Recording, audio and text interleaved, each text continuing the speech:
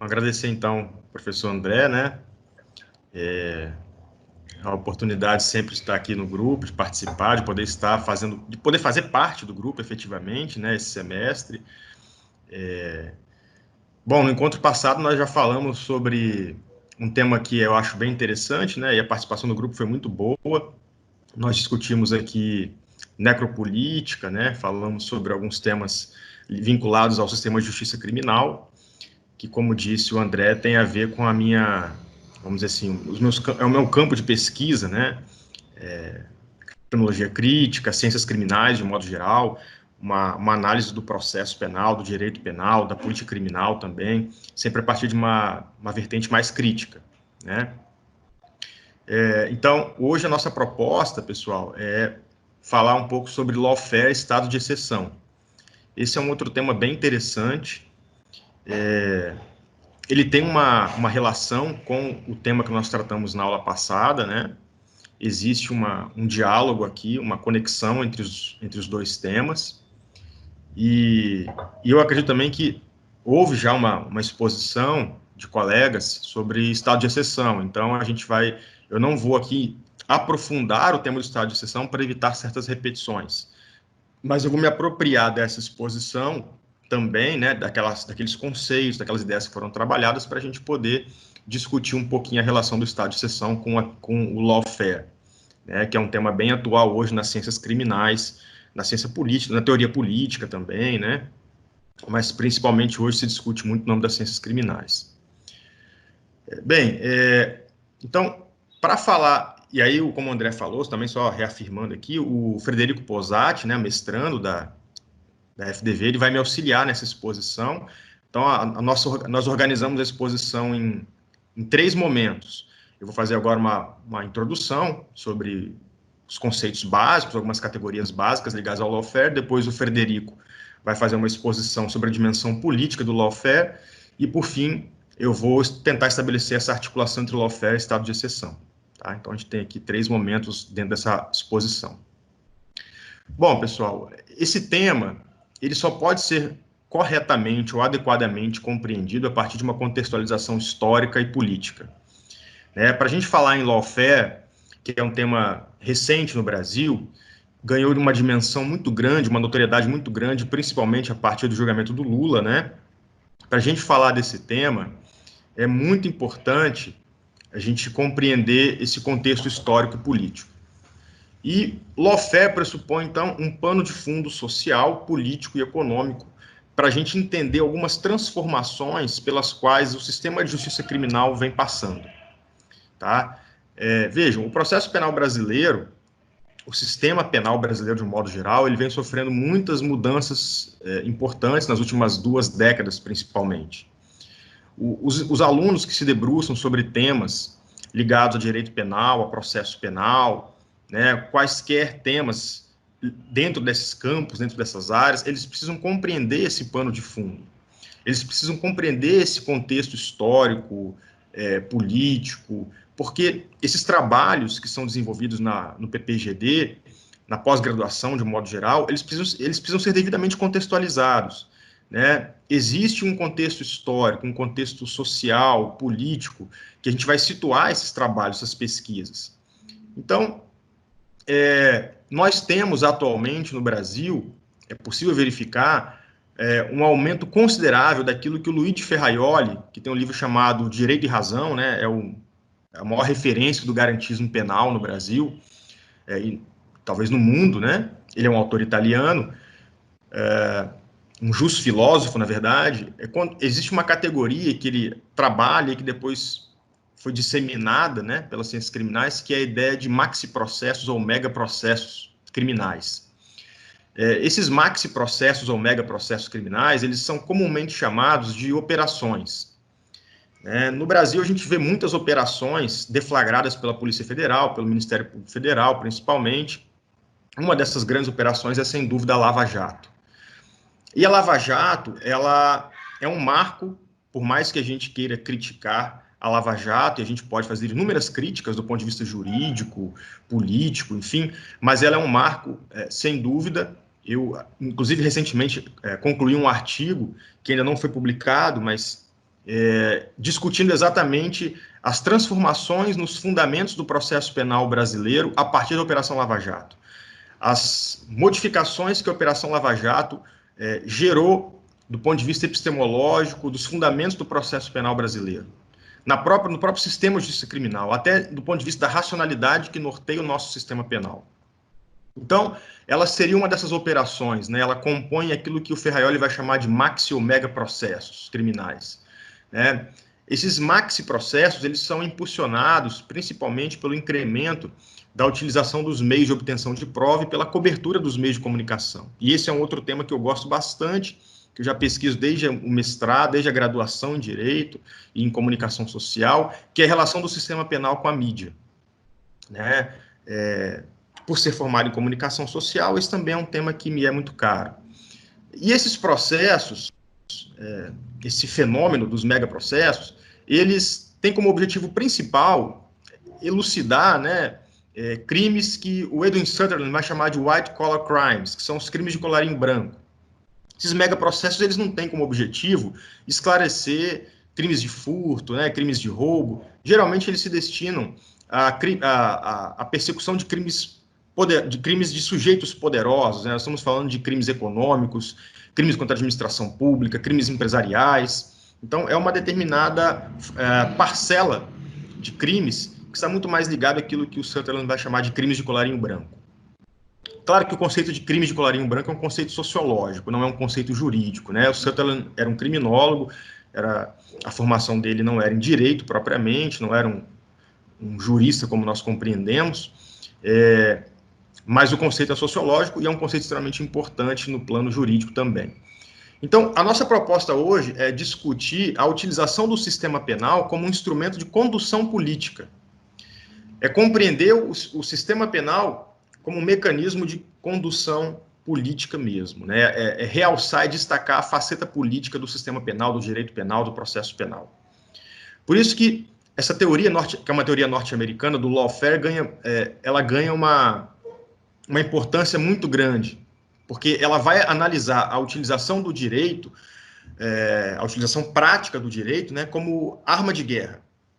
Então, para a gente poder falar sobre lawfare no Brasil, que é um caso que nos interessa em especial, né, e compreender o emprego do processo penal como arma política na história recente do Brasil, a gente precisa agora entender esses conceitos.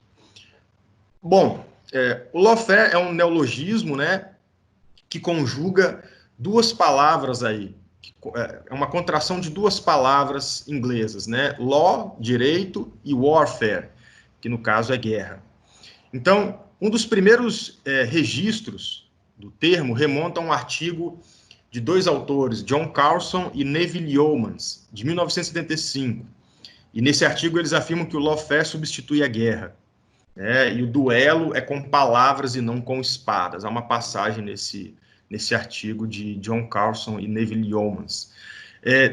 Depois, a gente teve também o presidente chinês, Jiang Zemin, que fez uma advertência, né? A gente até passou um texto para vocês a respeito desse tema. Ele faz ali uma advertência a um grupo de advogados chineses dedicados ao direito internacional, ao estudo de direito internacional, de que a China deveria se especializar no uso do direito, e sobretudo do direito internacional, como uma arma de guerra.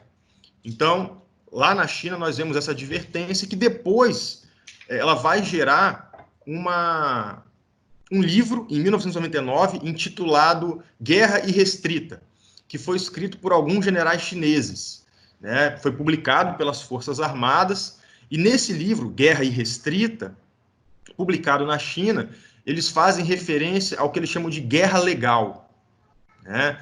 Eles elaboram ali, esses generais, uma relação, uma lista de guerras não militares, que identificava, inclusive, o uso das leis internacionais, né?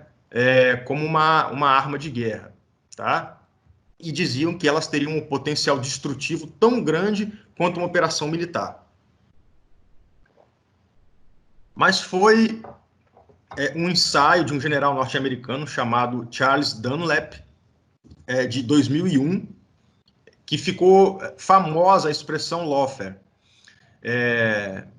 O Charles Dunlap, esse general americano, esse general norte-americano, ele foi influenciado por um outro ensaio, publicado em 2000, um ano antes do artigo dele, de dois autores, advogados, um deles, o David Rivkin, que era um advogado conservador norte-americano, um escritor político, e o outro era o Lee Casey. Esses dois autores, advogados, políticos, conservadores, eles afirmavam que os aliados americanos e seus adversários, inclusive a China, fazendo referência aqui aos chineses, inclusive, eles estavam utilizando o direito internacional como um meio para se proteger, né, e também para proteger os Estados Unidos, no caso dos aliados. Então, eles estavam usando o direito internacional, as leis, como um instrumento de proteção e também de combate. O Rivkin e o Casey, eles entendem, então, que o direito internacional, sobretudo, principalmente, né, ele poderia funcionar como uma arma positiva, como uma força positiva, não só como uma arma destrutiva, mas eles realçam um aspecto positivo no sentido de promover estabilidade internacional, segurança, desenvolvimento, né, interesses nacionais de um país. Então, poderia-se formatar a legislação internacional para produzir um crescimento, um avanço do país, né, para gerar progresso, para gerar desenvolvimento. E aí o termo lawfare foi trabalhado por Charles Dunlap, esse general americano, a partir do Rivkin e do Casey, como estratégia estratégia do uso ou não uso, no caso, do direito como um substitutivo dos meios militares tradicionais. Esse é um conceito dele, para atingir um objetivo de combate de guerra. Então, ele deixa muito claro o emprego do direito como uma arma para se atingir determinados objetivos de guerra, né?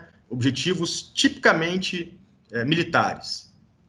O Dunlap, como militar que era, ele conferiu uma definição posteriormente, né, neutra ao termo. Ele já não estava mais vendo, como Rivkin e o Casey, o lawfare como necessariamente como uma força positiva, nem como algo necessariamente destrutivo. Ele tenta conferir uma definição neutra, né? E diz o seguinte: olha, você pode utilizar o lawfare, se beneficiar dele para sua segurança, mas também para destruir um inimigo. Então, ele não quer dar uma conotação estritamente positiva ou estritamente negativa ao termo, dizendo que é possível utilizá-lo de ambas as formas, né? A ideia é abusar da lei como um substitutivo dos meios militares, para alcançar algum tipo de objetivo operacional. Nós temos depois, cronologicamente, aí, um professor da Universidade do Arizona, nos Estados Unidos também, chamado Kittrey, que escreveu a obra Lawfare, Law as a Weapon of War, né? Lawfare, o direito como arma de guerra. Esse professor, o Kittrey, ele se baseia nas lições do Charles Dunlap, esse militar americano, esse general norte-americano, e aí ele desdobra, ele traça dois elementos do lawfare. Kittrey estabelece dois elementos, né, para se referir ao lawfare. O primeiro elemento seria a utilização da lei para criar efeitos semelhantes à ação militar, então, a utilização da lei para obter efeitos semelhantes a uma ação militar, e o segundo, a motivação dessa ação pelo desejo de enfrentar, né, de enfraquecer ou de destruir um adversário no contexto internacional. Então, o direito, ele declaradamente deixa de ser um instrumento de resolução de conflitos, para essa teoria do lawfare, para se ressignificar e se transformar em arma estatal no combate aos inimigos. Vejam que ele surge, pessoal, no contexto do direito internacional. Então, eles não estavam preocupados com inimigos internos, eles estavam focados na utilização do lawfare para a obtenção de algum tipo de vantagem, um benefício, no combate a inimigos externos. Geralmente, esse era o foco, né? O contexto de surgimento é esse. Só que o lawfare vai ganhando uma dimensão muito maior, ele vai se disseminando. A teoria vai ganhando novos contornos. Então, ele passa a significar, basicamente, o uso estratégico do direito para fins de deslegitimar, prejudicar ou até destruir, aniquilar um inimigo. E ele vai reforçar essa dimensão estratégica do direito. Né? No processo penal, por exemplo, a gente fala muito alguns autores trabalham, o Alexandre de Moraes da Rosa trabalha, por exemplo, no Brasil, teoria dos jogos, né, o direito conforme teoria dos jogos, que é uma construção também nesse caso, do processo italiano, do direito italiano, a ideia de que o processo ele pode ser utilizado estrategicamente, ele deve ser pensado estrategicamente. E aqui não só o processo, mas o direito, né? Então, o que nos interessa nessa exposição hoje é refletir e analisar o uso do direito como uma arma de guerra.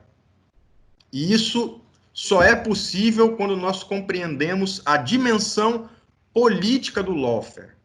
A gente só consegue compreender essa teoria e a utilização do direito como uma arma de guerra e a sua apropriação da teoria, no caso do Brasil, para o combate de determinados sujeitos, determinados inimigos, num contexto interno, do direito interno, quando a gente compreende essa dimensão política do lawfare.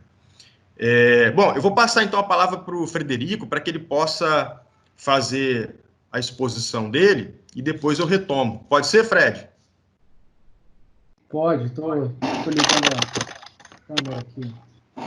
Só para fazer uma observação antes, eu coloquei no chat da reunião a decisão do habeas corpus 580.653, foi proferida há 2 dias pelo ministro, acho que foi Schietti, que ele faz menção necropolítica ao indeferir uma ordem de habeas corpus, aliás, deferir liminarmente um habeas corpus impetrado pela deputada estadual Érica Clarissa, que ela queria garantir a liberdade de ir e vir para no estado de Pernambuco, em razão da decretação do lockdown. E o ministro faz referência à matéria que nós estudamos no encontro passado sobre a necropolítica. Eu coloquei a decisão aqui no chat da reunião para quem queira ter acesso, tá bom? Então, continuando, eu acredito que uma coisa ficou bem clara, e a gente não consegue desassociar falar em guerra sem falar em estratégia. Acho que o papel principal, aliás, o elemento principal de uma guerra é uma estratégia. E isso a gente verifica-se desde de todas as histórias, todas as documentações de conflitos, né, onde a estratégia é elaborada previamente é que pode ser determinante para a conclusão do conflito. Isso quer seja na época da Idade Medieval, nas guerras já de trincheiras, nas guerras hoje em dia mais modernas, né, onde a guerra está relacionado com estratégia, né? E nesse sentido que a gente pode colocar a questão do lawfare, né? Além de ser uma arma de guerra, a gente faz uma conotação que seria uma utilização do processo como estratégia para obter algum objetivo, né? E isso é muito complicado quando se fala em processo principalmente vinculado à área criminal, porque diante de uma teoria garantista, ou então diante de uma teoria humanista, ou até mesmo iluminista, com base em Beccaria, na verdade o processo penal deveria ser um instrumento e uma área de preservação de garantias individuais, né? Garantias sociais, no instante que você fala em garantias individuais, você também faz uma reflexão para a garantia de uma sociedade, para evitar sofrer arbítrio por parte do Estado, e inclusive também seria um local, né, um local de racionalização e de aplicação em concreto das garantias individuais, né? Então, a questão do lawfare seria, essencialmente, utilizar o processo como um instrumento estratégico para obtenção de objetivos que seriam alheios à própria estrutura de um processo, que, conforme foi dito, que seria um instrumento de resolução de conflito. Na verdade, ele seria mais um instrumento de conflito, né, não de resolução, não teria como objetivação encontrar uma paz social, mas sim provocar o próprio conflito, sendo um cenário do próprio conflito, né? E deixar bem claro que aqui o termo que eu digo conflito não é o conflito que nós aprendemos vinculado à premissa de Lide, né? Muito bem trabalhado pelo professor Afrânio da Silva, mas é o conflito mesmo, o conflito de duas forças antagônicas que querem se destruir. E veja bem, o texto que, eu não sei, o professor Rafael, esse texto foi colocado à disposição dos membros do grupo para acesso, o texto dos professores, deixa eu pegar aqui. Do Santoro, né? Isso, do Santoro, foi colocado à Então, disposição? foi colocado, acredito que sim. Utilizando esse texto como base, tanto o professor Santoro, Antônio Eduardo Ramires Santoro e a Natália Frias Tavares, eles elencam algumas características do que seria a utilização do lawfare, principalmente no cenário, no âmbito brasileiro, né? Eles elencam alguns critérios ou algumas categorias do que poderiam definir o caracterizar o lawfare. E eu acho assim, só fazendo uma ressalva, eu acho muito interessante verificar que até pela própria exposição do professor Rafael, a gente percebe que há uma evolução de fatos que fazem evoluir também a parte teórica, né? Falar em lawfare hoje, a gente não pode esquecer de algumas situações que foram anteriores e que não se utilizava esse termo, até porque não havia esse desenvolvimento da categoria, né, do lawfare como um estudo categórico, como categoria. Mas, por exemplo, quem teve acesso, quem puder ter acesso e está disponível na internet, existe um trabalho, um artigo do Sérgio Moro, que ele faz uma análise da Operação Mãos Limpas da Itália. E ele é bem categórico, ele é bem expressivo, ele deixa bem claro a anuência dele e a concordância dele de utilizar os meios de comunicação como estratégia para obter algum êxito no processo criminal. Eu consigo vincular essa a própria manifestação dele como já um dos elementos que foram utilizados pelo lawfare aqui no Brasil, que tem sido utilizado no lawfare aqui no Brasil, a utilização dessas mídias, eles falam hegemônicas, né, essas mídias, a utilização da mídia como um parceiro, como um, um aliado no conflito, né? Os autores do texto, eles elencam cinco elementos que poderiam ajudar na configuração, na caracterização do lawfare, né? O primeiro, eles colocam, o texto seria a iniciativa de criação de novas leis que permitem a redução de garantia no âmbito das persecuções penais. É interessante quando eles fazem a narrativa desse tópico, que na verdade eles colocam e eles analisam que essa iniciativa de criação de novas leis tem um papel ainda mais estratégico dentro da estratégia, que é conseguir fazer uma prospecção, fazer uma análise para o futuro. Você, através de modificação legislativa, você já consegue eliminar ou diminuir as eventuais armas do seu inimigo que você almeja. Eles colocam, por exemplo, como exemplo, o pacote que seriam as 10 medidas contra a corrupção, onde teve um apoio maciço do Ministério Público Federal. E esse pacote de 10 medidas contra a corrupção, quem teve a oportunidade de ler, à época, a versão original, percebe-se que eram medidas e eram indicativos de diminuição significativa de direitos individuais, né? Restrição de habeas corpus, a utilização de postulados que trabalhariam com premissas verdadeiras. Exemplo, no caso de trabalhar com eu me esqueci o nome aqui, que seria seria o teste de idoneidade moral do servidor público. São questões que inverteriam toda a ordem lógica do processo penal, como o ônus da prova, etc. e tal, para diminuir essas garantias e deixar o inimigo mais fragilizado, né?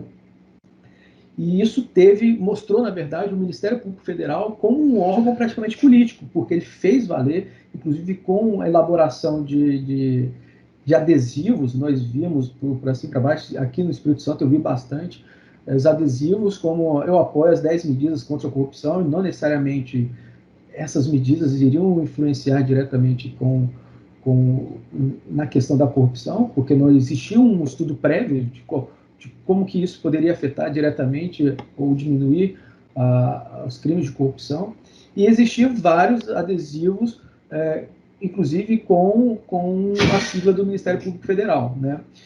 O segundo ponto que eles elencam aqui seria a iniciativa de criação de novas leis com a tipificação aberta que permite a adequação de condutas com finalidade de coibição de ações políticas tidas como criminosas ou que invertam o ônus probatório. Esse item eu vejo que está bem vinculado ao item anterior, até porque no item anterior você diminui as armas do seu inimigo, e aqui você, na verdade, aumenta suas armas. Que, na verdade, como você faz a tipificação aberta, que permite a adequação, eu, como acusador, eu vou conseguir te imputar mais situações ou fatos que não são taxativos, e eu consigo me sobrepor nesse conflito, né? E aqui, por exemplo, eles utilizam como exemplo, né, a tipificação da conduta de enriquecimento ilícito, onde um indivíduo político, possivelmente, se ele não conseguisse comprovar que da onde era a origem da sua evolução patrimonial, isso daria uma presunção que a origem é ilícita, ou seja, haveria uma inversão de prova do ônus probatório. Então, na verdade, você já diminuiu as armas do seu alvo e aumenta as suas armas, né? Então, haveria uma sobreposição ou um distanciamento dessa relação das paridades de armas, vamos dizer assim, né? O outro tópico que eles elencam aqui é a judicialização de discussões outra hora essencialmente reservadas ao campo político. O judiciário, na perspectiva do lawfare, ele passa a ser um instrumento ou um campo de batalha, que antes as discussões eram baseadas nas discussões políticas no parlamento, onde existia a posição de uma ideia e a posição de outra ideia, e aí haveria os debates, e passa a ter o judiciário como um elemento estratégico para a prevalência dessas posições políticas, levando, inclusive, discussões que eram e têm essencialmente cunho político para um campo que seria técnico, legislativo, dentro do judiciário. Essa decisão, inclusive, que eu coloquei para análise do que fala da necropolítica, eu vejo, por exemplo, uma situação que demonstra a utilização do judiciário como arena de debate político, porque o governador do estado de Pernambuco faz parte da oposição ao governo federal, a posição política dele. Eu não vou me lembrar aqui qual é o partido político dele, mas de oposição ao governo federal. E a deputada que impetrou o habeas corpus, ela faz parte da base do governo, né, que é do PSL. E, inclusive, o ministro, ainda que de forma indireta, fala que essas questões não deveriam chegar ao judiciário, que são questões estritamente políticas, não só no campo de elaboração ou discussão legislativa, mas discussões políticas, essencialmente políticas, onde que você faz a jogada para onde você faz o discurso para o seu público, né? Então, a utilização do judiciário para a discussão de elementos e questões essencialmente políticas, os autores colocam como uma parte integrante do lawfare. E aqui eles colocam, por exemplo, duas situações que demonstram situações diferentes para uma análise que poderia ser igual. O ministro Fux, ele deu uma liminar determinando que fosse feito novamente o processo legislativo da elaboração ou alteração e discussão do pacote de 10 medidas. Para quem não se recorda, esse pacote de 10 medidas chegou com uma proposta do Ministério Público, encabeçado principalmente pelo Ministério Público Federal, e nas discussões na Câmara dos Deputados, houve alteração significativa do projeto, né, com a inclusão dos crimes de abuso de autoridade. O deputado Eduardo Bolsonaro, então, na época, ele pediu um mandado de segurança, não me lembro qual foi a via eleita dele, mas acredito que foi um mandado de segurança, foi mandado de segurança, 34.530, pedindo que fosse suspendida a tramitação, porque não haveria o respeito de algum trâmite regular dentro do Congresso. E o ministro Luiz Fux deu a liminar, determinando o retorno do procedimento, né? Só que, por exemplo, em 2015, quem trabalha com essa parte vai poder me ajudar, eu não vou ter esse dado perfeitamente aqui, mas eu me lembro que nesse período, eu sei que foi posterior a 2013, quando houve aquela tentativa de diminuição da idade, da minoridade penal, que houve inicialmente uma recusa por parte do Congresso e virado um tempo, o então deputado presidente Eduardo Cunha, ele colocou a matéria novamente em discussão, sendo que deveria haver um respeito de um prazo regimental. Ele conseguiu fazer uma manobra, isso foi levado ao STF para tentar anular essa manobra, só que o ministro, então, Celso de Mello, disse que não poderia intervir nas questões exclusivas de procedimentos legislativos dentro do Congresso. Então, são dois cenários com interesses diferentes. Nós verificamos que depende de quem está propondo, qual é o objetivo dessa busca do judiciário, e que poderá haver manifestações diferentes com casos muito semelhantes, né? O quarto ponto que é elencado por eles é a reinterpretação criativa de leis existentes, reduzindo a importância dos direitos humanos e fundamentais. Aqui eu acho que todos vão conseguir fazer uma linha direta com o caso Lava Jato, que alguns conceitos já estabelecidos, fixados, sedimentados foram revistos, inclusive com manifestação expressa do Tribunal Regional Federal da 4ª Região, que pega Rio Grande do Sul, Santa Catarina e Paraná, que diz que a Lava Jato era uma situação excepcional e merecia uma análise excepcional de algumas questões, né? O que mostra mais ou menos uma análise de exceção.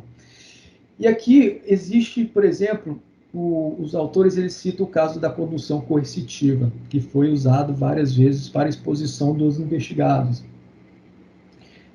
Que, na verdade, para se ter uma condução coercitiva, tem que ter uma intimação prévia, uma recusa, e isso no caso dos envolvidos, né? Sendo que as testemunhas também regularmente intimadas não compareçam, poderá ser feita a condução coercitiva, né? E o perito, no caso, também pode ser feita a condução coercitiva, e caso do acusado também, caso não compareça devidamente intimado. Só que nos casos da utilização na Lava Jato, a condução coercitiva foi feita sobre premissas que confrontam diretamente os direitos do investigado. Por exemplo, a condução coercitiva para ajudar o acusado a se manifestar, ou possibilitar, por exemplo, no caso do Lula, a condução coercitiva, caso alguém não lembre, em algumas manifestações, foi para ajudar a possibilitar o depoimento dele, né? Porque caso não houvesse essa condição coercitiva, poderia colocar, inclusive, o Lula em risco. Teve, inclusive, esse tipo de manifestação. Também, e por último, faltam mais dois, né? Eles colocam a instauração de persecução penal para alcançar objetivos políticos, fazendo ressalva que isso várias vezes já foi feito, né, historicamente, a utilização a instauração de processo penal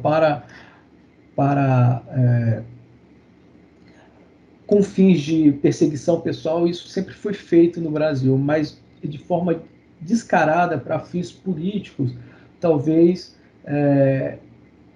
esses últimos tempos deixou essa situação um pouco mais evidente, né?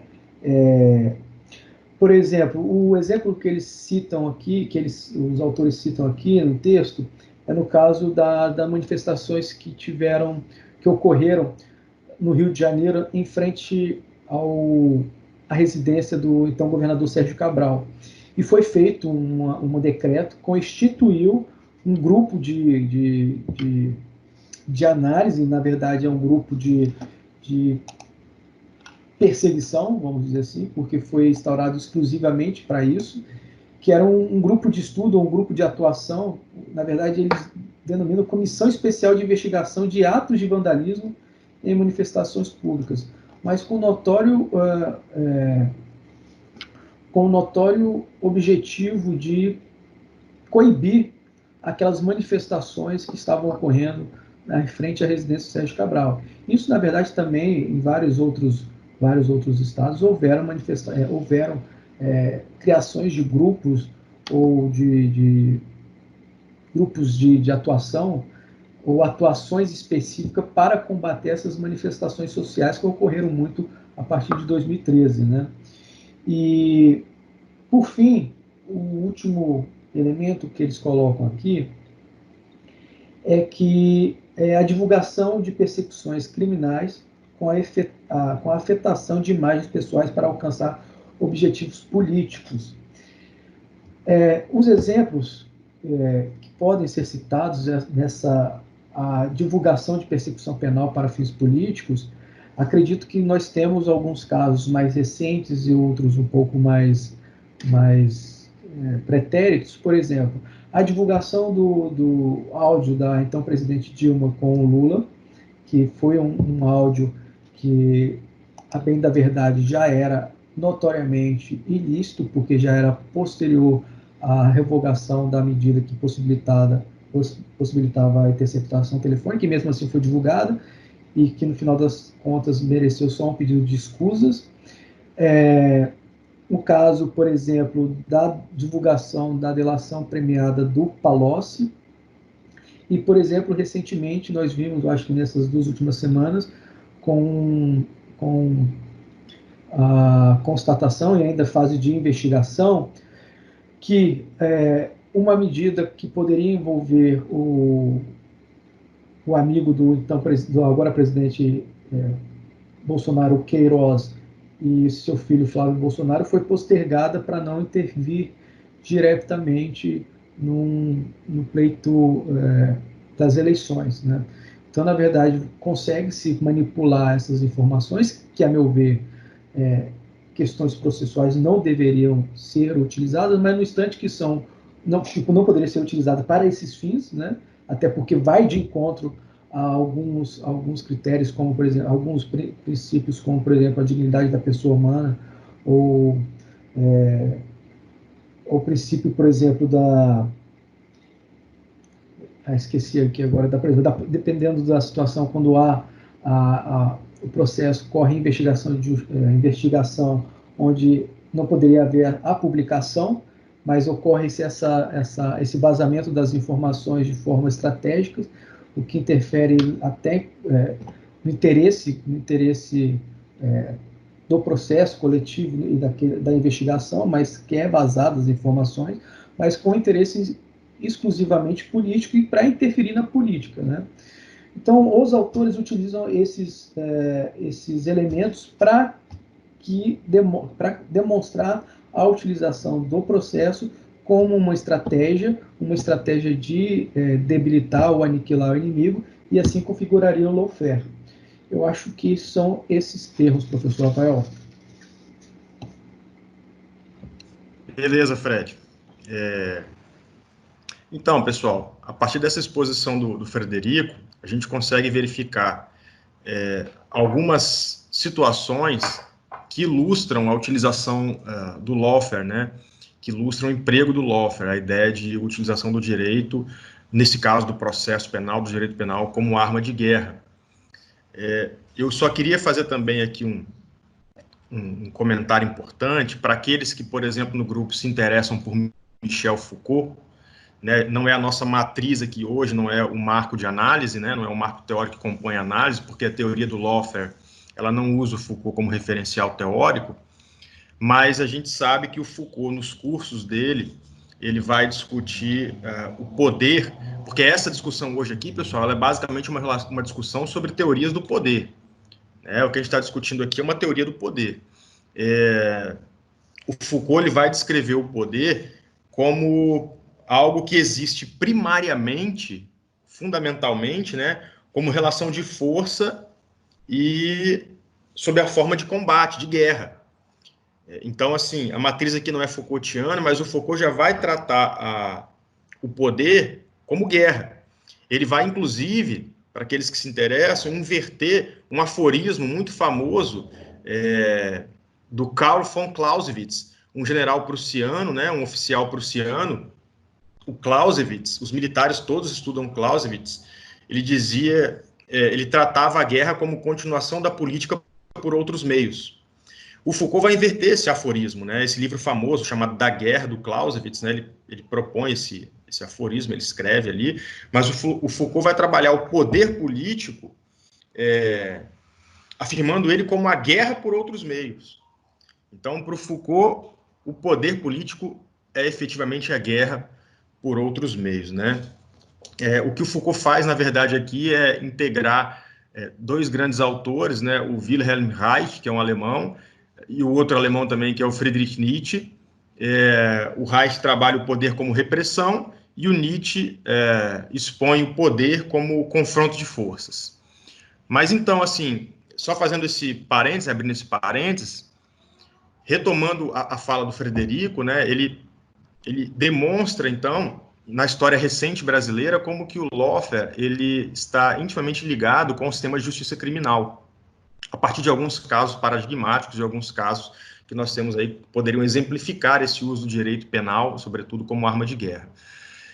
Delimitada a semântica, né, que abriga, abrigada no termo lawfare, e demonstrada essa relação direta com a política, né, essa dimensão política do instituto ou do conceito, é importante agora a gente descrever a relação dele com algumas categorias, e aí eu queria principalmente expor rapidamente aqui os traços comuns que ele possui com algumas categorias, como o estado de exceção, embora ele não se confunda com essas categorias. Então, no caso do estado de exceção, como eu disse no início da exposição aqui hoje, eu não vou aprofundar isso, porque já foi tratado anteriormente, né? Eu falei um pouquinho do estado de exceção no encontro passado, outros colegas já abordaram bem o tema. Mas existem alguns pontos de contato muito, muito claros com o lawfare.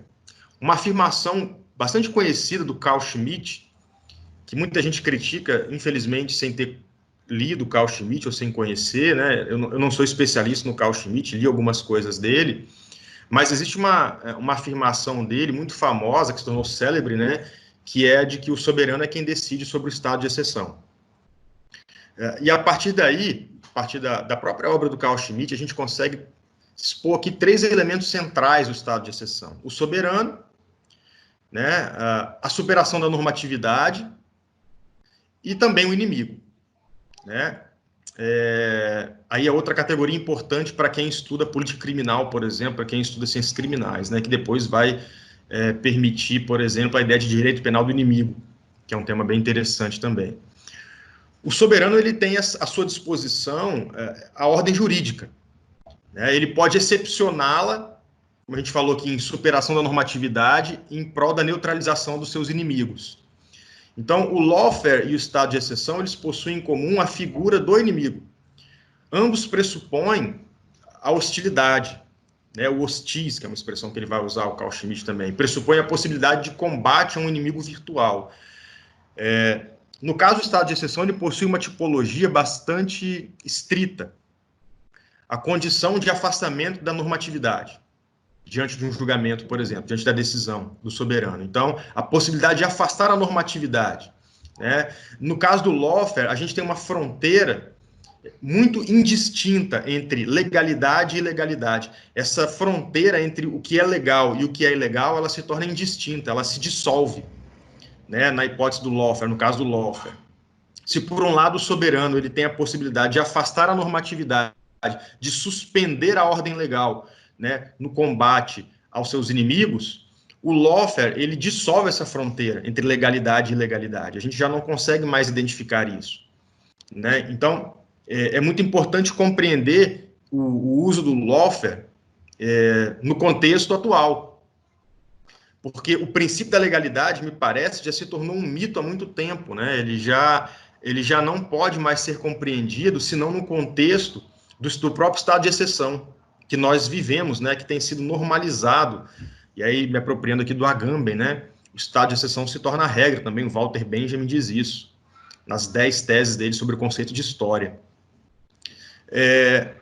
Uma outra categoria interessante, pessoal, ainda, que dialoga com o lawfare, é o ativismo judicial.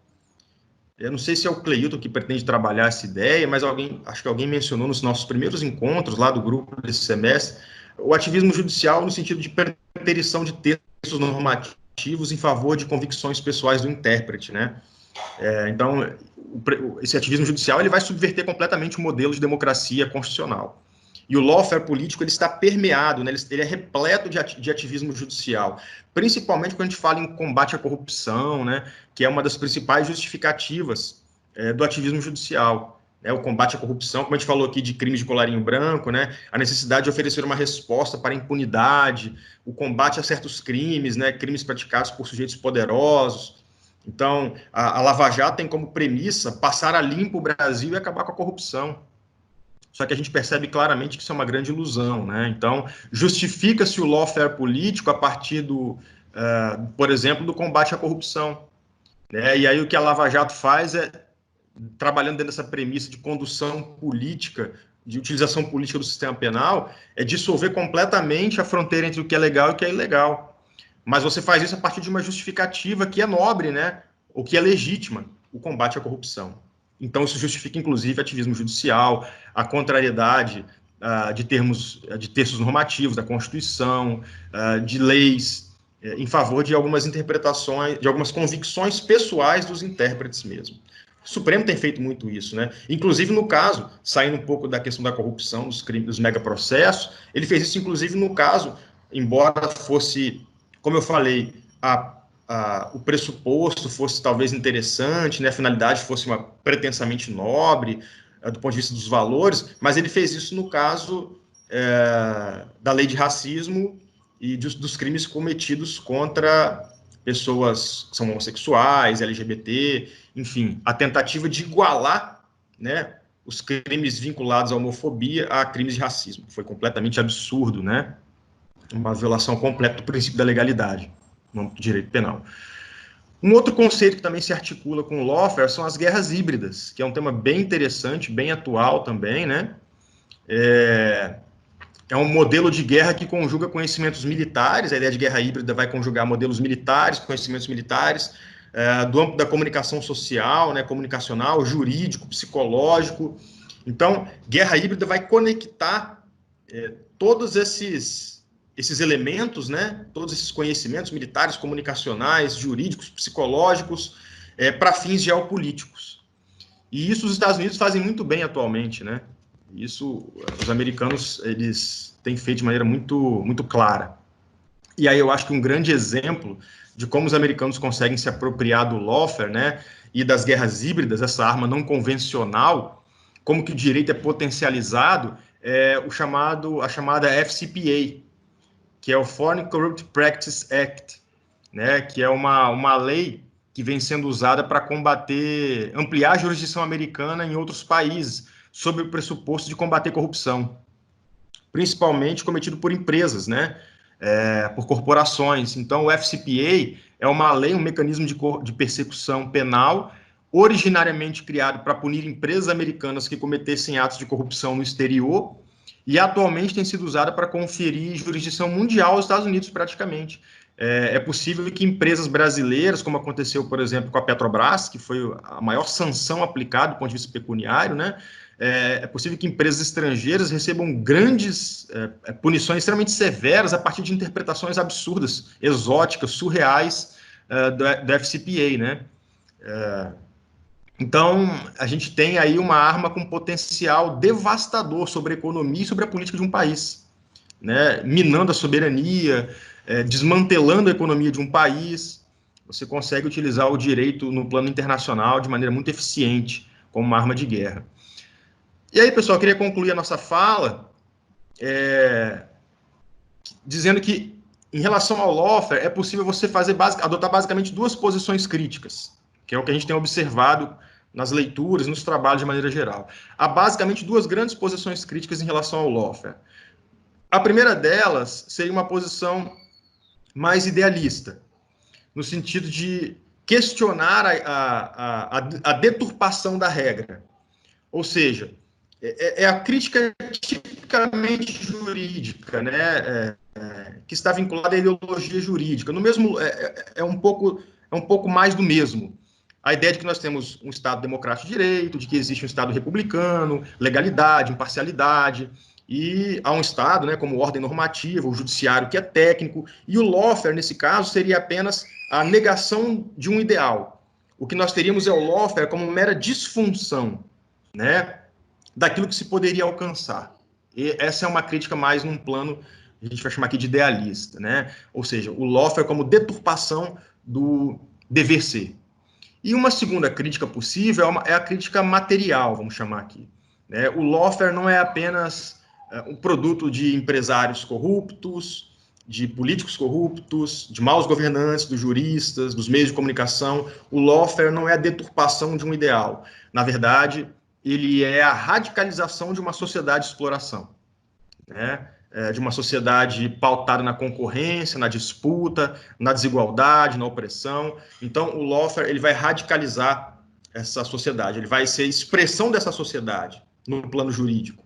Né? Ele como categoria, o lawfare acaba revelando mecanismos extremos vamos dizer assim, de uma sociabilidade que usa e destrói os sujeitos, que ressignifica os sujeitos em favor do capital, né, em favor desse sujeito final, que seria o capital. Aí é uma crítica material, né, e não uma crítica idealista. Mas é isso, gente. Assim, a nossa proposta era trazer uma categoria, né, um elemento de análise, que é o lawfare, vinculado à teoria do poder, também é uma análise das relações de poder, das teorias do poder, e, de alguma maneira, articular isso com o sistema de justiça criminal, com categorias como estado de exceção, né, como ativismo judicial, guerras híbridas. Acho que é um tema bem atual e que pode ser usado também como uma chave de leitura para alguns outros objetos, né, para eventuais trabalhos, para o desenvolvimento de artigos, enfim. E para aqueles, principalmente, que querem percorrer temas ligados às ciências criminais, como a gente falou no início da exposição, é muito importante conhecer esse contexto político, social, econômico, esse pano de fundo, porque sem ele a gente acaba produzindo trabalhos que não desvinculados, dissociados da realidade, e aí você tem um grande problema, como acontece, por exemplo, em relação ao direito penal do inimigo, né, que eu falei aqui agora há pouco. A tentativa de importar categorias, às vezes, trabalhar com certas categorias num plano abstrato que não dialogam com a realidade. Os efeitos podem ser extremamente nocivos e perniciosos. Professor Rafael, o Frederico, parabenizar os dois, a fala foi bem clara, bem tranquila de entender, até para quem não é criminalista, como é meu caso. O comentário que eu gostaria de fazer, eu gostaria só de uma consideração do professor Rafael e do Frederico também, é que a partir da literatura que foi indicada e das conversas que eu tive a oportunidade de ter, até pelo próprio texto do Vacan, a gente vê que há uma tendência na literatura do direito criminal em vulgarizar o termo lawfare. E ficou bem claro para mim no discurso do professor Rafael e do Frederico que o lawfare seria o uso político do processo. Diferente lá do prison fair, do workfare, que tem mais uma terminologia mais clara e os contornos mais definidos. Só gostaria que fosse feito algum comentário a esse respeito. Sim. Então, Bruno, eu acho que você tem razão. Inclusive, tem um livro muito bom, cara, chamado Lawfare, uma introdução, que foi escrito pelo Rafael Valim, pelo advogado do Lula também, na época, né, o atual advogado dele. São 3 autores e mais uma autora. Eles discutem nesse livro, eles vão propor nesse livro exatamente a tentativa de evitar a vulgarização do termo, né, do lawfare, porque senão a gente acaba usando indistintamente o lawfare para praticamente tudo, né. Então, eu acho que a gente tem que tomar muito cuidado, principalmente porque aqui a gente está falando no âmbito de um grupo de pesquisa, né, com a utilização de certos termos. Por isso, uma certa cautela que eu tive de tentar estabelecer algumas premissas no início da fala, conceituar as possíveis definições, né? Uma proposta mais analítica mesmo, uma leitura mais voltada para com certo rigor, vamos dizer, analítico, porque até para mim, eu confesso para você que a gente poderia acabar tendo alguns problemas quando a gente banaliza certos conceitos, né? Então, acho que esse rigor que você está propondo, que você está pontuando aqui, ele é extremamente importante. O lawfare, ele não surge no direito penal, ele não surge no contexto do processo penal. Como eu falei, ele surge num contexto de análise do direito internacional, com finalidades geopolíticas, né? Então, acho que a gente precisa desse cuidado, efetivamente, para não, talvez, banalizar um termo e não trabalhar a partir de categorias equivocadas, né? Eu acho que faz todo sentido a crítica. Mas aqui a gente está tentando trazê-lo para dentro do sistema penal, para dentro de uma análise mais do processo penal. Quer fazer alguma consideração aí, Fred? Sim, na verdade, até uma resposta e uma pergunta também. Pensando aqui agora, existem situações que podem fazer parte, por exemplo, alguns elementos que podem fazer parte de um lawfare, mas não necessariamente aquela situação é o lawfare, né? Por exemplo, a utilização de estratégias dentro de um processo. Obviamente que dentro de um processo você pode usar estratégias, né? Mas a questão é com qual intuito você usa essa estratégia. A intuito é de tentar vencer uma causa, fazer melhor para o seu cliente, é uma situação. A outra é você utilizar a estratégia com o intuito de eliminar ou prejudicar exclusivamente o seu adversário, né? Então, assim, não necessariamente o uso de estratégia configura um lawfare, mas para ser um lawfare precisa de ter imaginar o processo como uma estratégia em si, né? Eu acredito assim, só fazer um acréscimo quanto a essa situação, né? Talvez eu possa ter mencionado que a utilização de estratégia dentro de um processo, isso pode se configurar e configurará o lawfare? Não necessariamente.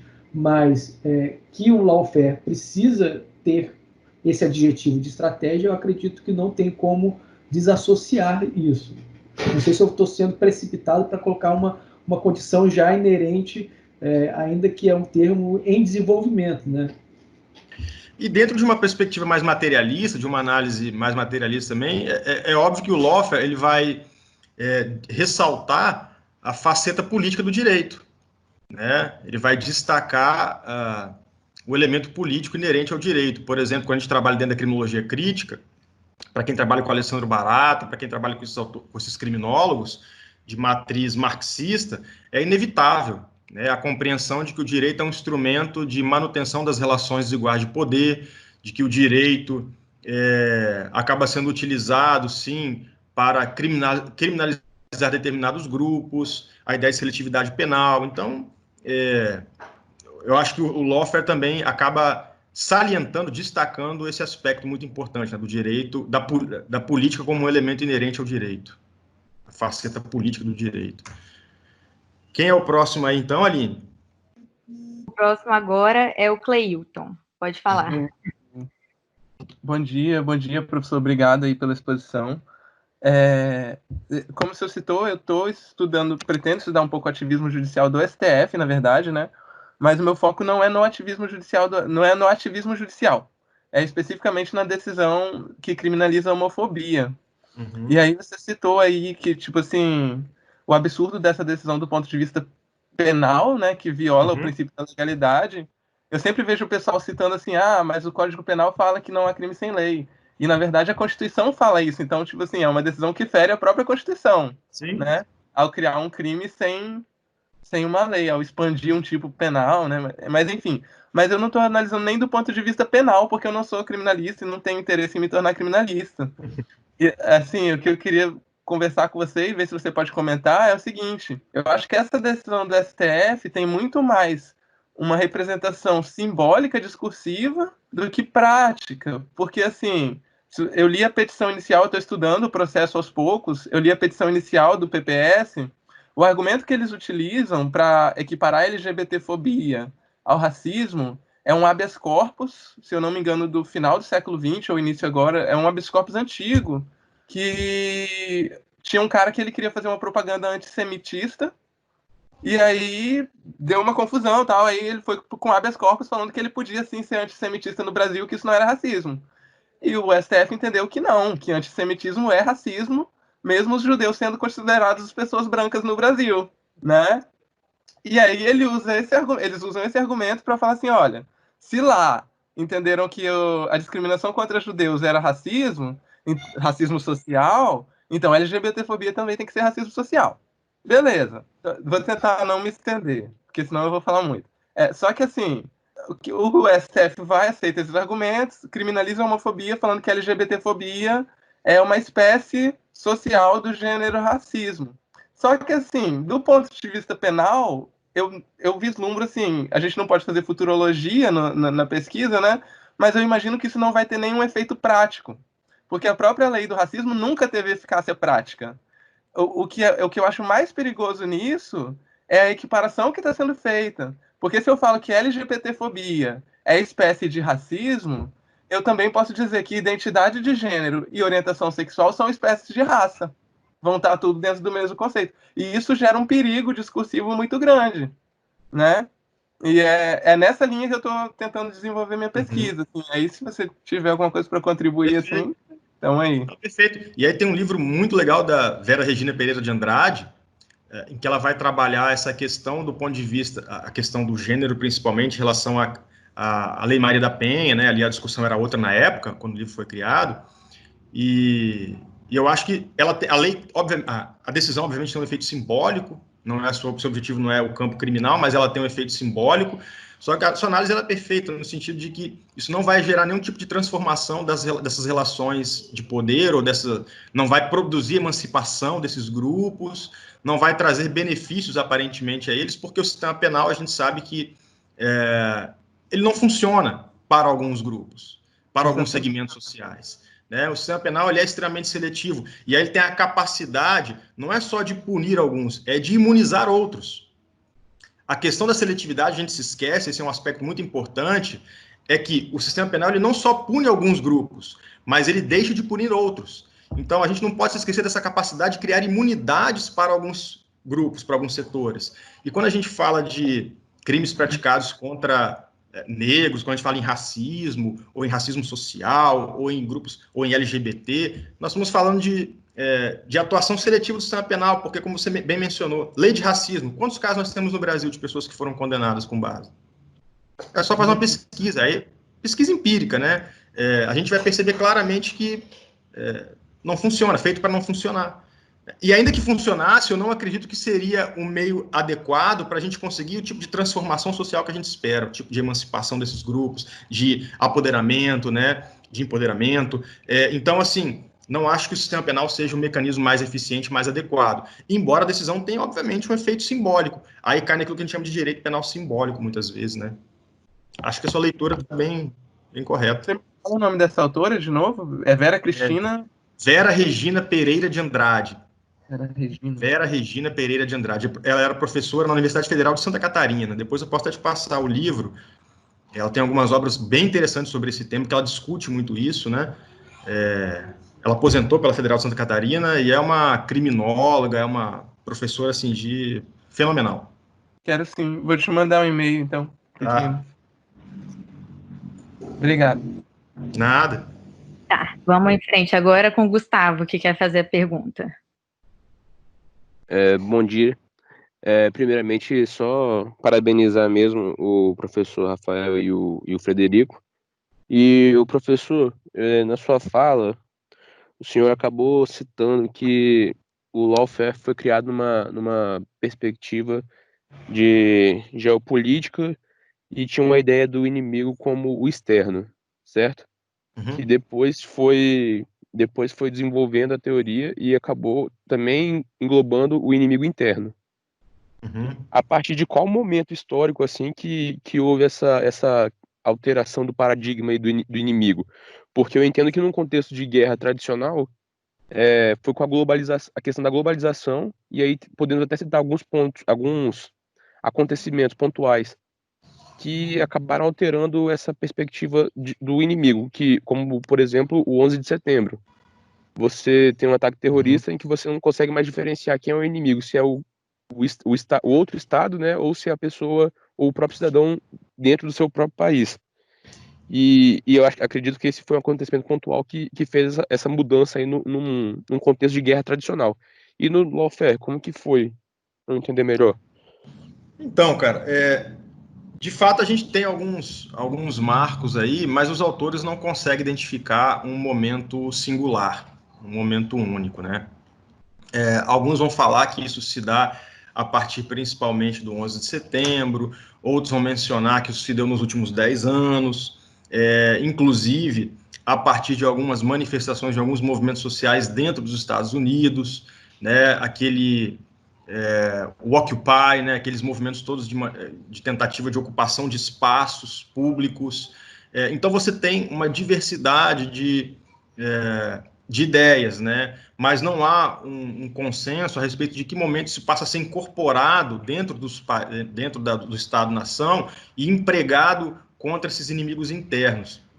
Há, de fato, uma apropriação dessas categorias ou dessas ideias, mas eu não teria como afirmar para você, até porque nem os estudiosos norte-americanos que trabalham a teoria conseguem identificar de maneira consensual um momento de virada, sabe? Um momento em que isso passa a ser empregado internamente contra determinados inimigos internos. Você menciona a globalização, mas me parece, Gustavo, que a globalização ela é anterior, né? O processo de globalização, se a gente for analisar aqui a partir do Milton Santos, que talvez seja um dos grandes autores brasileiros a discutir globalização, o fenômeno ele já é anterior.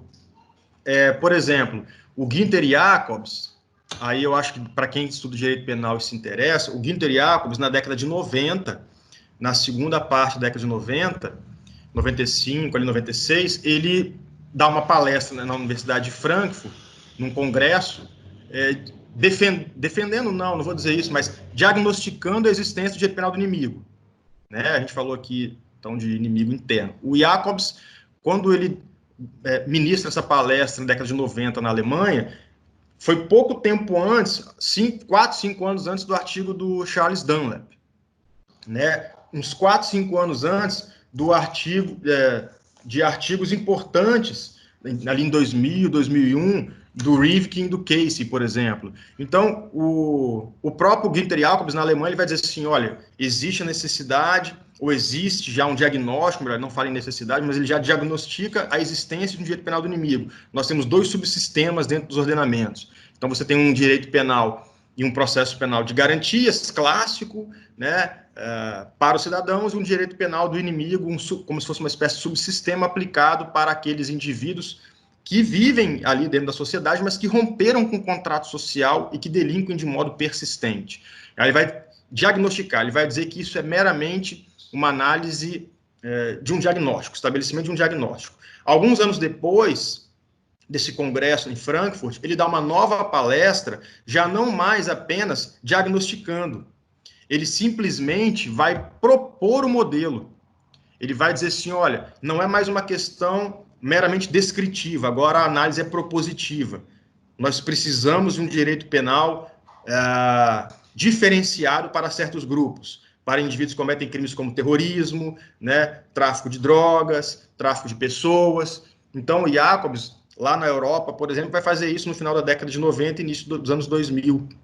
Ali nós já vemos claramente, embora o Jacobs não fale em lawfare, obviamente, mas se a gente for estabelecer aqui uma conexão, é o Jacobs trabalhando a proposta dentro do contexto europeu, dentro do próprio país, né, direcionado a inimigos internos, inclusive aos próprios cidadãos. Nos Estados Unidos, você tem, pós 11 de setembro, os atos patrióticos, por exemplo, né? Então, assim, a gente consegue estabelecer, definir, talvez, algumas situações, ou alguns eventos históricos em que a gente percebe claramente o emprego do lawfare voltado para inimigos internos. Mas acho que não há consenso na literatura em relação a um momento específico. Beleza. Só fazer uma Ficou bem explicado mesmo. Oi, pode ir. Uma contribuição assim.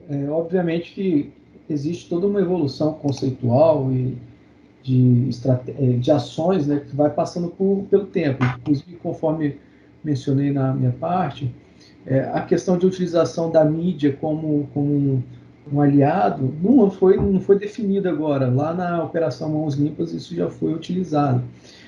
O marco internacional, é sempre muito difícil você colocar um marco pontual do que aonde começou, quando deixou de começar, quando começou ou quando foi estabelecido. Mas, por exemplo, partindo da premissa que inicialmente o lawfare não era utilizado no campo criminal, vamos dizer assim, eu entendo que, por exemplo, a gente poderia estabelecer um marco interessante de talvez uma análise, os estabelecimentos e consolidações dos tribunais internacionais de resolução de conflito comercial. Não necessariamente comercial, por exemplo. Tem o Tribunal Internacional do Mar, que é lá da cidade que nós gostamos, lá de Hamburgo, que fica ali em Klein-Flottbek, né? Existe um Tribunal Internacional de Conflito de questões envolvendo comércio marítimo, né, e deslocamento de navios. Existem outros tribunais internacionais de resolução de conflitos comerciais. E quando você verifica que a economia mundial, apesar de cada vez mais diferente, está cada vez mais interligada, você entrar num conflito por interesse, você entrar numa guerra por interesse econômico, estrategicamente hoje, muito arriscado, porque você pode entrar em conflito entrar em guerra com um Estado-nação que você tem interesses, ou suas empresas importantes no seu país têm interesse comercial com aquele Estado-nação, e se você entrar com guerra, ela vai perder dinheiro com isso, né?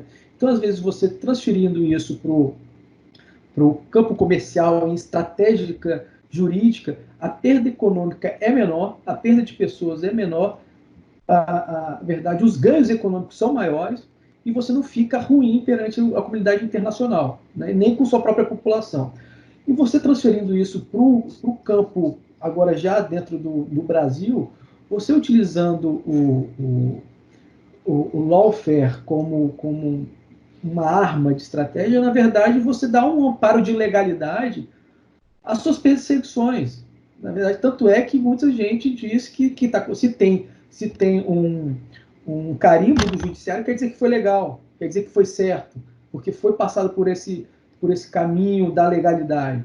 Então, também, estrategicamente, a utilização do Poder Judiciário para esses conflitos, que às vezes a gente utilizaria os conflitos físicos, ou então por outros meios, que talvez não tão aceitos, através do Judiciário você consegue dar esse carimbo de legalidade e aceitação social.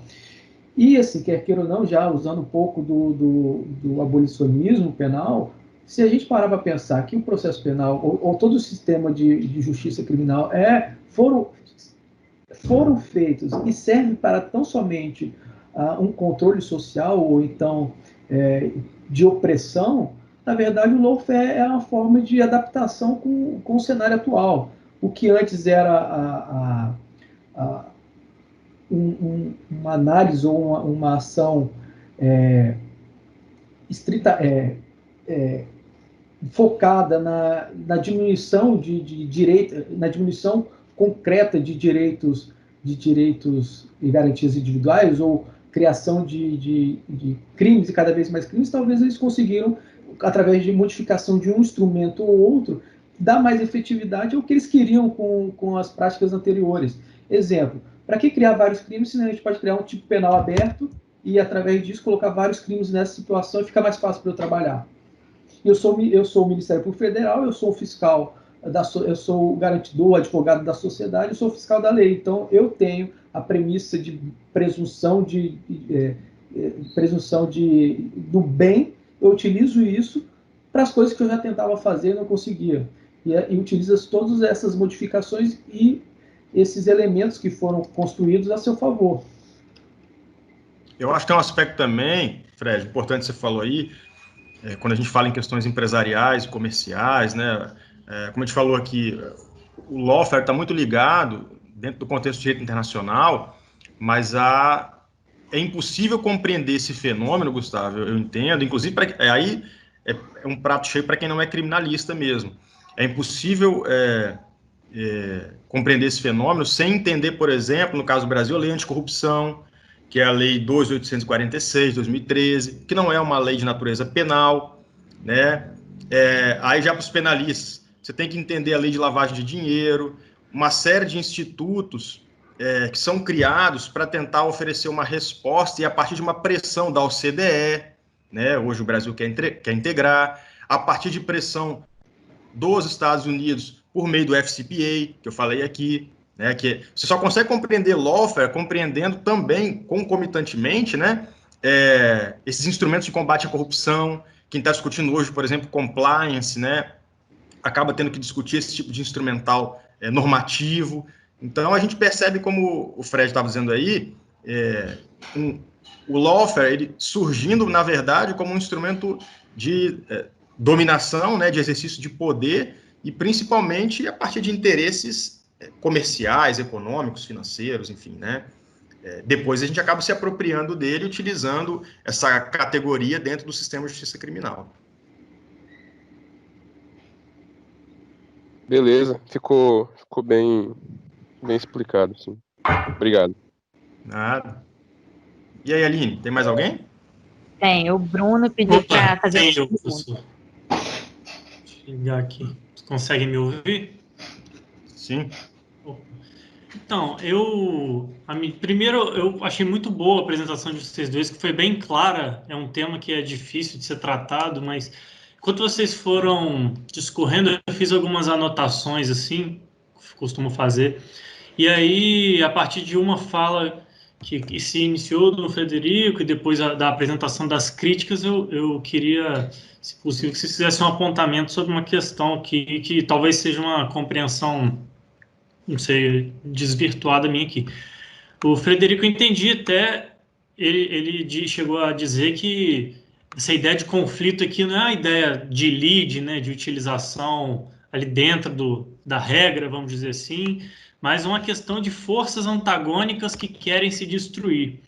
E depois, quando foram tratadas das críticas, das posições críticas, a primeira delas, que lógico, o nome, como você bem tratou, é uma crítica idealista, mas enfim, mas me deu a sensação de que quem estabelece esse tipo de crítica, pode até ser um erro meu aqui, mas parece que não pegou o que é o lawfare, porque a ideia realmente não é utilizar o processo como lead, como o Frederico disse que não é mesmo. Porque a partir do momento que você estabelece uma crítica falando isso é uma deturpação da regra, isso é uma crítica jurídica, a minha sensação é que é isso mesmo, lawfare. E mesmo que você tente dar um ar de legalidade, você começa a ver em discurso que a gente vê direto que, às vezes, a legalidade é um empecilho para você fazer o bem, como agora o Frederico acabou de completar. Eu sou o Ministério Público e é mais fácil deixar aberto porque se eu fechar muito, vai impedir que eu faça o bem para as pessoas. Não necessariamente vai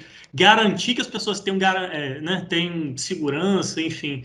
Queria que vocês, primeiramente, pudessem comentar se essa é uma consideração válida minha, que foi uma interpretação que eu tive, e a segunda é a seguinte: o limite, se é que existe, né, ou pelo menos uma ideia que se pode ter entre a diferença do lawfare para, por exemplo, danos que são reflexos a um direito penal, porque mancha de alguma forma, né, a imagem da pessoa, ainda que a pessoa seja absolvida. Uma diferença, talvez até a pessoa querendo garantir lá, dentro do possível, as regras do jogo, né, tentando ser idealista aqui também, mas se é possível estabelecer um limite ou uma diferença entre esses danos que são talvez naturais dentre as várias aspas, né, da questão, e o lawfare é talvez a intenção na utilização disso? Fred, fala aí, começa aí.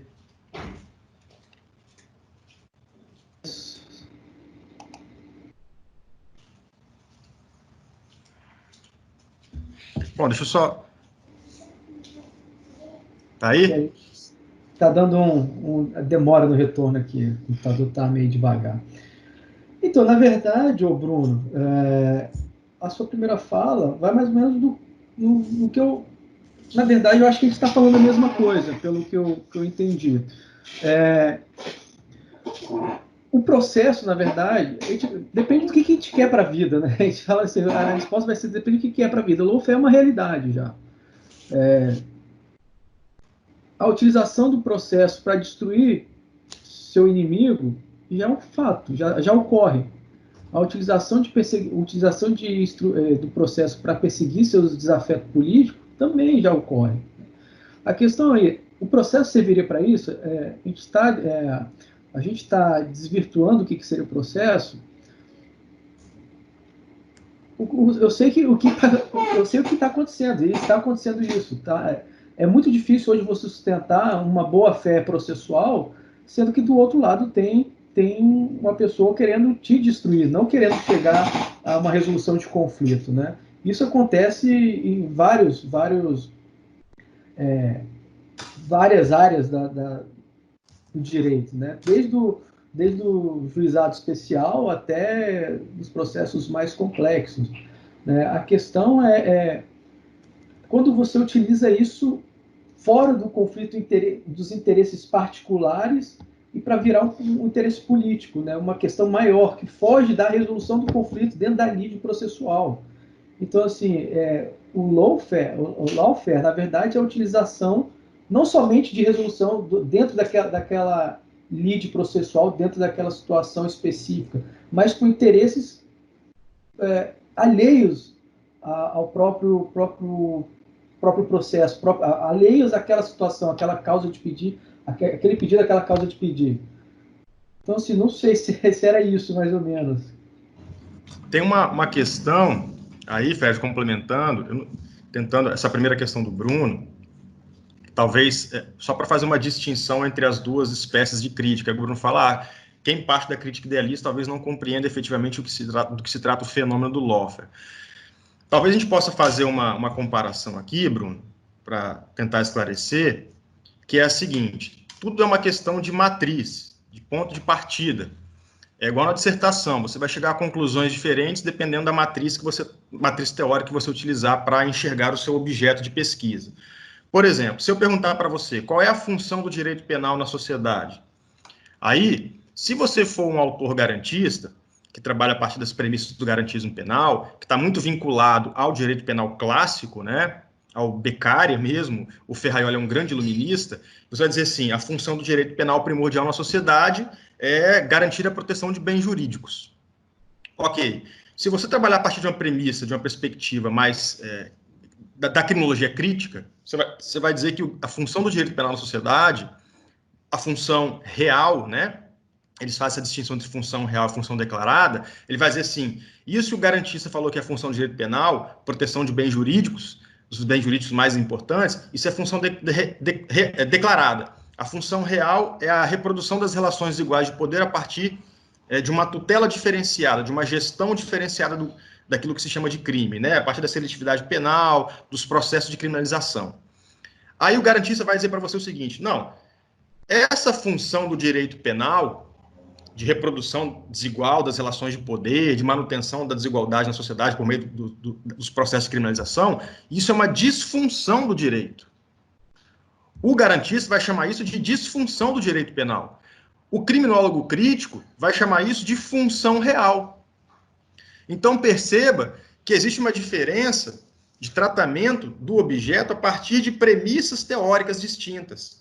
Enquanto que o garantista trabalha num plano, talvez que a gente possa chamar aqui de idealista, de que o direito serve, a função do direito penal é a tutela de bens jurídicos, e todo esse processo de reprodução desigual de poder, de seletividade penal, ele não é, para ele, uma função do direito penal. Ele é uma disfunção de um modelo que foi pensado para funcionar de uma determinada forma. Enquanto que, para o criminólogo crítico, ele vai dizer, não é disfunção. Disfunção pressupõe uma função ideal, prévia. Não, isso é a função real do sistema. Ele foi pensado para funcionar assim. Aí eu não sei se fica claro, porque para o criminólogo, para quem trabalha a partir da perspectiva da criminologia crítica, essa é uma função material, é uma crítica material, como eu falei, né, que parte de premissas diferentes, até de categorias diferentes, como luta de classes, como superestrutura, infraestrutura, a matriz é marxista. Então, eu acho que as duas críticas são relevantes, e nenhuma delas deve ser desvalorizada. O que existe aqui são conclusões diferentes a partir de pontos de partida de premissas diferentes. Eu acho que é muito... Por isso que a definição de um marco teórico numa pesquisa, num artigo, né, num debate, ele é tão importante, porque ele vai nos levar a conclusões diferentes, análises completamente diferentes. Não, acho que é essa questão mesmo. O Frederico acabou respondendo a segunda questão, você acabou falando mais da primeira. Mas acho que essa que é o ponto que eu queria chegar, vai acabar vendo do ponto de partida mesmo, porque, sim, a leitura que eu tive, talvez aí tenha sido o meu ponto de partida, já adotei um e achei que seria o correto, né? Mas eu já adotei do ponto de que esse idealismo que é uma confiança muito grande no direito para você adotar sabe, você entender que ele funciona mesmo, talvez contra uma coisa que a segunda crítica vai bater muito, que não, isso nem é questão do direito, isso é uma questão da sociedade. Acho que foi uma questão de adoção mesmo de ponto de partida, mas é exatamente isso mesmo. Você isso é importante, né, quando a gente está discutindo, é a gente compreender também os nossos pressupostos, né? Porque para um garantista, por exemplo, alguém que está trabalhando dentro da perspectiva mais normativa, ele vai dizer que isso não faz muito sentido. O seu diagnóstico talvez seja interessante, o Ferraioli assume muitas críticas, né, que a criminologia faz, mas ele trabalha dentro de perspectivas totalmente diferentes. Então, a teoria, por isso que o Saulo de Carvalho, por exemplo, vai dizer que o garantismo é uma teoria de curto alcance, né, porque ela tem limitações que, na visão dos criminólogos, são insuperáveis dentro do próprio garantismo, né, dentro da própria teoria garantista. Aí você precisaria você já parte, na sua crítica, você já parte de algumas premissas da criminologia crítica. Que vão fora já Não, entendi. Não, vocês responderam. Obrigado. E aí, Aline? Agora eu acho que terminou aqui, as inscrições terminaram. Não sei se mais alguém quer falar alguma coisa aí, mas ninguém falou mais nada no chat. Beleza, então. Então, eu acho que agradecer mesmo a exposição do professor Rafael Bolt e do Frederico.